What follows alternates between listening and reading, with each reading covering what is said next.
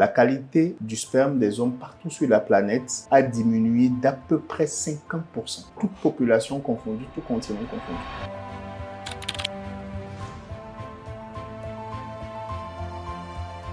Oui, absolument. L'utilisation du plastique a des conséquences directes sur notre santé de façon générale et sur la santé reproductive de façon particulière chez la femme comme chez l'homme. Alors, pour vous donner une idée, chez les hommes, lorsqu'on analyse les spermogrammes des hommes sur la planète, pas spécifiquement en Afrique, mais sur toute la planète, et qu'on regarde les valeurs il y a 50 ans aux valeurs qu'on a aujourd'hui, la qualité du sperme des hommes partout sur la planète a diminué d'à peu près 50%.